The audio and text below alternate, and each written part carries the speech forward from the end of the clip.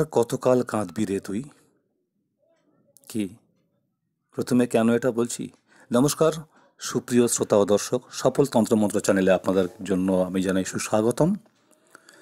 আজকের এই মুহূর্তে আপনাদের জন্য একটা অন্যরকম অন্যস্বাদের ভিডিও নিয়ে এসেছি, যেটা এই তন্ত্রমন্ত্রের সঙ্গে জ্যোতিষের একটা সাদৃশ্য, একটা মিল খুঁজে পাওয়া যায়। আপনারা স্ক্রিনে দেওয়া যে ছকগুলো দেখছেন এবং কিছু নাম্বার দেখছেন, এগুলো কিন্তু আসলে নাম্বার হলেও তন্ত্র এবং মন্ত্রের এবং সংখ্যা তত্ত্বের মিশ্রণে একটা যন্ত্র মাত্র। যে যন্ত্রটি কিন্তু অভূতপূর্ব সাড়া মিলেছে। আমি যাদেরকে এটা অ্যাপ্লাই করেছি, সুন্দর কাজ করেছে।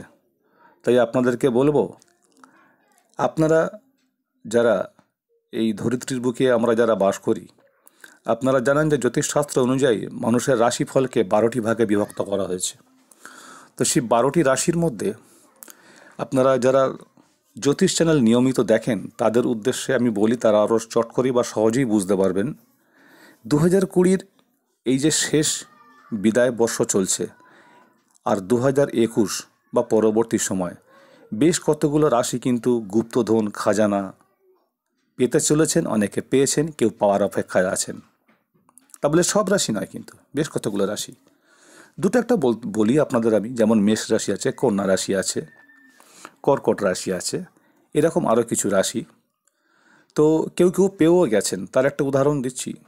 এই যে দৈনন্দিন যে লটারির টিকিটগুলো বিক্রি হয় আমাদের ভারতবর্ষে, তথাপি পশ্চিমবাংলার বুকে বা ভারতবর্ষের বিভিন্ন প্রান্তে, প্রতিদিন কিছু না কিছু মানুষ তারা কিন্তু এই প্রাইজ পাচ্ছে। সেক্ষেত্রে জ্যোতিষের প্রেডিকশন ছিল মেষ রাশির উপরে, কন্যা রাশি বা আরও কতগুলো রাশি। আমি আজকের যে ভিডিওটা আপলোড দিচ্ছি আপনাদের জন্য, তো আমি সেই সম্পর্কে কয়েকটা কথা আপনাদের বলবো। যদি ধৈর্য এবং মনোযোগ সহকারে শোনেন, আপনি নিজেই উপকৃত হবেন।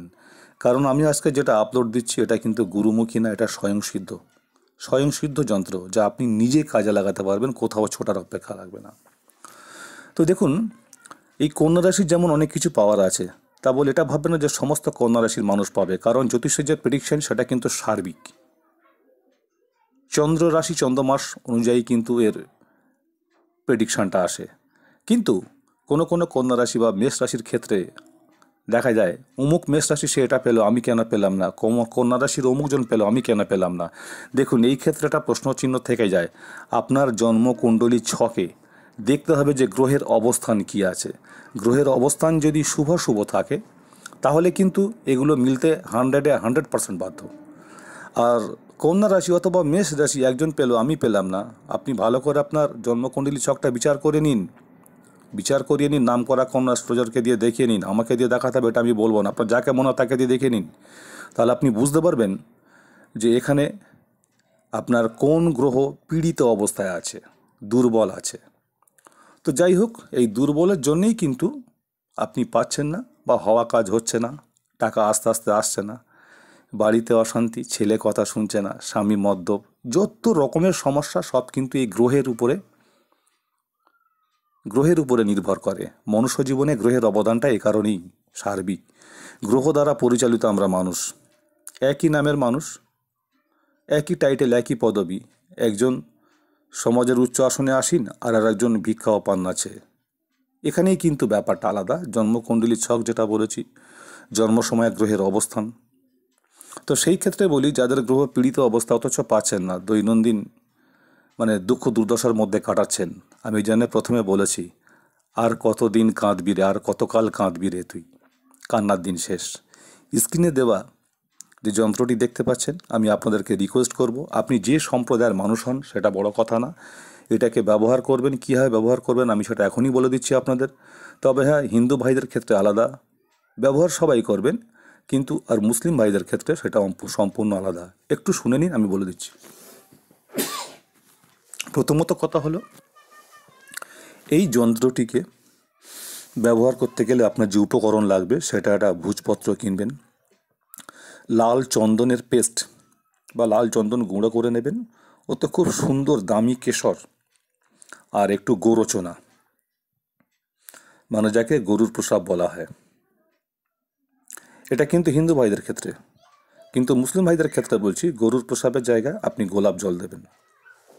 তো দুটো গেল আলাদা, আপনারা বুঝতে পারছেন। এইটা দিয়ে একটা কালি তৈরি করবেন। আর ডালিম গাছের ছাল দিয়ে ভোজপত্রের ওপরে, বড় ভোজপত্র কিনবেন, দশকর্মার দোকানে পাওয়া যায়, সেখান থেকে কিনে এই ডালিম গাছের ছাল দিয়ে মানে ডালিম গাছের ডাল দিয়ে কলম বানিয়ে একটু পেন মানে আগাটা কেটে নিয়ে কলম মতো করে নেবেন, ব্লেড দিয়ে কেটে নিয়ে এই ছকটা ঠিক এইভাবে ঘর বন্ধ করে লিখবেন, যেমনটা আমি দিয়েছি সেইভাবে। মনে রাখবেন একদম নিচে কিন্তু যিনি ব্যবহার করবেন তার নাম। যদি তিনি পুরুষ হন তাহলে বাবার নামের সঙ্গে নিজের নাম, মানে অমুক পিতা অমুক। যদি মহিলা হন তাহলে বিবাহিত হলেও যা, অবিবাহিত হলেও তাই, অবিবাহিতা হলেও তাই। মেয়ের সঙ্গে মেয়ের মায়ের নাম, নাম এই, মাতার নাম অমুক বা অমুকের মেয়ে অমুক, এইভাবে এটা লিখে এটাকে ভাঁজ করবেন ছোট ছোট। তারপর একটা ছোট্ট একদম পাতলা প্লাস্টিকের মধ্যে সরু করে পাকিয়ে নেবেন বা ভাঁজ করে নেবেন। এটা আমি হিন্দু ভাইদের ক্ষেত্রে বলছি, ব্যবহার বিধির যে নিয়মটা। এবার আপনারা করবেন কি, আপনার পূজার ঘরে ঠাকুরের আসন যেখানে আছে, ঠাকুরের আসনে ওখানে একটা টুকরো কোনো ভারী টুকরো কোনো একটা ওজন জাতীয় জিনিস চাপা দিয়ে রাখবেন। এইভাবে 41 দিন যখন ওখানে ধূপ ধুনো পড়ে, সন্ধ্যা আরতি দেওয়া হয়, সন্ধ্যাবাতি দেওয়া হয়, 41 দিন পার করার পরে আপনাকে যে ধূপ ধুনো দিতে হবে এমনটা না, বাড়ির যে মহিলা তারাও দেন, তাতেও কাজ হবে। তারপরে 42 দিনের মাথায় এটাকে আপনি কোনো একটা তামা এবং রূপোর মিশ্রিত মাদুলির মধ্যে ভরে নেবেন, নিয়ে পুরুষ মানুষ হলে তার ডান হাতে অথবা গলায় এটা বাঁধবেন। আমি কথা দিচ্ছি, একদম খুব বাস্তব কথা বলছি, 100,000% গ্যারান্টি, এটা 21 দিন পর থেকে কিন্তু কাজ শুরু করবে এবং 3 মাসের মধ্যে আপনি যথোপযুক্ত উপকৃত হবেন এবং কাজ পাবেন। চলে আসি এই সম্পর্কে আমার মুসলিম সম্প্রদায়ের ভাই বোনেরা কীভাবে ব্যবহার করবেন। আপনারা ঠিক অনুরূপ যা যা বলেছি, শুধু গোরচনার জায়গায় আপনি গোলাপ জল নেবেন, নিয়ে কালি তৈরি করে ভোজপত্রের ওপরে ডালিম গাছের কলম দিয়ে এইটাকে, এই নকশাটাকে ঠিক এইভাবে লিখবেন। আর হিন্দু ভাইরা যেমন পূজার ঘরে ঠাকুরের আসনের ওখানে বা ঠাকুরের রথের মতো তাদের রাখতে বলেছি, আমার মুসলিম সম্প্রদায়ের ভাইদের উদ্দেশ্যে আমার বার্তা, আপনি কিন্তু বাড়িতে যদি কোরআন শরীফ থেকে থাকে, সে কোরআন শরীফের আপনাকে পাক সাফ হতে হবে অবশ্যই তার আগে, তো কোরআন মানে উজু করতে হবে। কোরআন শরীফের যে কোনো একটা পেজ খুলবেন আপনি, সেই পেজের মধ্যে এটাকে ঢুকিয়ে রাখবেন। এইভাবে আপনি 41 দিন রাখবেন। 42 দিনের দিন ঠিক ওইভাবে, যেমন আমার হিন্দু সম্প্রদায়ের ভাইদের জন্য বলেছি, যেভাবে রূপো এবং তামা মিশ্রিত মাদুলির মধ্যে দিয়ে পড়বেন, আপনি ঠিক সেইভাবে কালো কার দিয়ে ডান হাতে বাঁধবেন। তবে মুসলিম সম্প্রদায়ের ভাইদের জন্য বলছি এটা শুক্রবারে, আর হিন্দু সম্প্রদায়ের ভাইদের জন্য বলছি লাল কার দিয়ে বাঁধবেন, এটা কিন্তু যে কোনো রবিবারে। তো তাহলে দেখবেন আপনারা কত বেশি উপকৃত। তো বন্ধুরা দেখুন, আজকের এই ছিল আপনাদের জন্য আমার সুন্দর একটা গ্রহ শান্তির জন্য একটা আলাদা ভিডিও। পরবর্তী অন্য কোনো কিছু নিয়ে আপনাদের সামনে হাজির হব। আর আমার চ্যানেল যদি ভালো লাগে আপনাদের, অবশ্যই সাবস্ক্রাইব করবেন, লাইক করবেন, শেয়ার করবেন। নমস্কার, খোদা হাফেজ।